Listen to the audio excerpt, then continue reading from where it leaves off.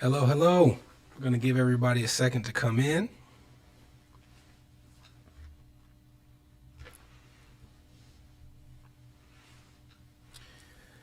All right, let's get started. Welcome to this short training. My name is Brenton Harrison of Escape Student Loan Debt, and we are an online education company that offers programs with debt reduction and elimination strategies for professionals whose student loan balances have become a major barrier in one aspect of their life or multiple aspects of their life. It could be their relationship, it could be their credit, it could be their path to home ownership. Whatever the area that's impacted, we offer resources for this population. And in today's video, I wanted to do a brief training and a brief recap of the story of Tinsley. Tinsley is one of our students who could not see an end in sight for their student loan debt. So I'll tell you a little bit about their story, and let's go ahead and jump in. Tinsley is a first-generation West Indian American, Jamaican parents, and I know a little bit about that. My dad on his side is Jamaican, my mom on her side is Belizean, and again, if you have been in a type of family like that, you are aware that there's a lot of expectations when you come from those cultures in some cases about what you're going to be when you grow up. So professionally, when Tinsley was growing up and deciding on a career, they felt that there were only a few professions that their family would approve of. They could be an engineer, they could be a lawyer, they could be a doctor, and everything else beyond that was sacrilegious. So they really felt the pressure of becoming what would be the first person in their family to graduate from medical school. They went through medical school. At the time of graduation, their parents gave that polite wave to signal that that was their symbol, their stamp of approval. But inside, you know that they had to be really proud because Tinsley had followed through on what they had expected, what they had wished for them their entire life. Now, after becoming the MD, they decided, okay, I got to go through training, I got to do my residency, and I got to do fellowship. And Tinsley wanted to be a cardiologist. And that is not just in the type of cardiologist that they wanted to be, a field where you can do a 3-year medical residency where you're making $50,000, $55,000, $60,000 and just start training. No, they decided they wanted to do an advanced fellowship. So when they left undergrad, they owed about $75,000 in federal student loans. But during med school, they had to take out an additional $400,000 in federal and private student loan debt. And at graduation, they owed just below $500,000 in total when it came to their student loan debt. So they go into residency, and for 3 years, they're earning that $50,000, $55,000, $60,000. And most of their classmates at that period of time finished their training, and now they're going off to make $250,000, $200,000, $300,000, even $350,000. But for Tinsley, they had another 3 years of fellowship ahead of them before they were going to be able to make that type of cash.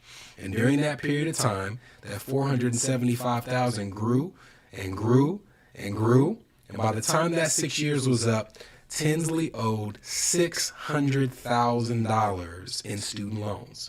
That's not a mistake. I didn't misstate that number. They owed $600,000 in student loan debt, and they're sitting there with this pile trying to figure out what to do. Now, the problem when you owe that much debt is there's interest accumulating on that entire $600,000. And Tinsley, like many of the people that were covered, was paying this back on an income-driven plan. And those plans often stagger. They base it off of your pay from the prior year. So the first few years that Tinsley actually started making some real money, $350,000 based on what they owed, they were still paying based on their residency and fellow pay. $800, $1,000, $1,500. And the entire time, even towards those latter years when they're paying up to $18,000 a year, that student loan balance is still increasing. Why? Because they weren't even paying enough to meet the minimum interest that was growing on their loans. So you're paying $18,000 a year and you're watching your student loan balance go up. Maybe you're watching this and you've paid that much. Maybe you're paying even more, or even if you're paying less and you're still watching your student loan balance increase, you know that's not a good feeling. And when Tinsley started running the numbers, they realized that in order to pay enough to just meet the minimum interest that was growing on their loans, not to pay them down, just to make sure that they stood right where they were, they would have to pay almost $4,000 a month. That's right, for them to still owe the amount at the end of the year that they owed at the beginning of the year, they would have had to pay almost $48,000 a year to their student loans to make no real impact at all. Now, this presented them with a problem. If they pay $4,000 a month, they're standing still. In order to actually make a dent, they might have had to pay $6,000 or $7,000 a month. And even though they're making crazy money, nobody's going to tell Tinsley that they're having a tough life by earning $350,000 a year. But when you want to do things like buy a home, when you want to do things like buy that car that everybody thinks you should be driving based on your profession, when you want to do things like buy into your practice, which is an opportunity that Tinsley was considering, paying $6,000 or $7,000 on your student loans does not allow you that opportunity. They would have had to have decided to just pay $2,000 or $3,000 or $4,000 and either stand still or watch their student loan balances continue to increase, or they would have had to have paid so much money towards their student loans that there was simply no way that they could do anything else financially. It was pay the loans and live on beans and rice, even though they're making $350,000 a year, or it was watch that student loan balance continue to grow, not knowing if it's the right thing or the wrong thing, the whole time trying to pursue these other financial aspirations. That was where Tinsley came to us. They had talked to some of their medical school classmates who were telling them different ideas, didn't know what was right, didn't know what was wrong, and thankfully we stumbled upon them at that time. And here are some of the resources that we offered.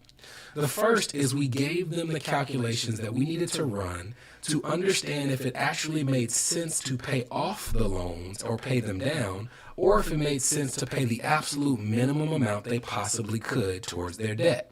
Basically saying, do I let this balance keep increasing and just see how high it can go, or do I sacrifice all my other financial goals and dreams and just pay whatever it takes to pay this off? What's the better deal?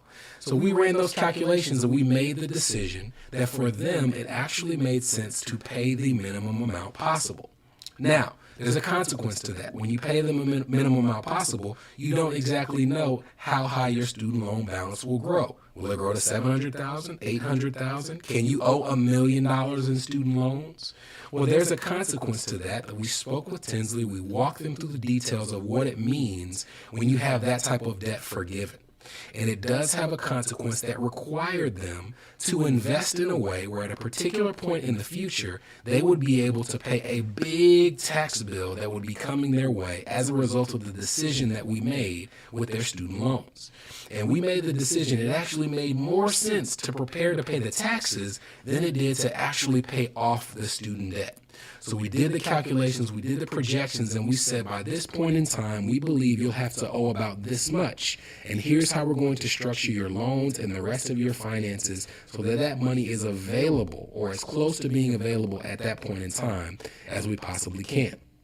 We also showed them how paying the minimum amount possible would actually make it more likely that they could pursue those other elements of their finances, be it homeownership, be it getting the type of car that they wanted, and especially when it comes to wealth building potential and legacy building, the opportunity to buy into that practice. Because believe it or not, the more student loan debt they have, but the less they paid towards it, the easier it became to achieve those other objectives. But the harder they tried to pay that student loan debt off, the worse it made it in terms of their efforts to achieve those aspirations. These are the things that we gave in terms of clarity, not just what's the right decision, but how do we make sure that that decision doesn't fly back in our face 15, 20, or 25 years from now. And it gave Tinsley the flexibility to pursue those other goals while also having a student loan payment that they could manage, which freed them up to invest, to achieve homeownership, and to buy into that practice. I hope you enjoyed this brief training. My name is Brenton Harrison of Escape Student Loan Debt, and if you're a professional who is looking at this video and you do have student loans that have become a barrier to your marriage, to your credit, to your homeownership, to your business ventures, even your external relationships, and you want a step-by-step process that for our students will allow you to reorganize, consolidate, refinance, or even have your student loans forgiven, I invite you to check out the link at the end of this video or at the bottom of this video, and let's get going on a plan for you. I'll talk to you soon.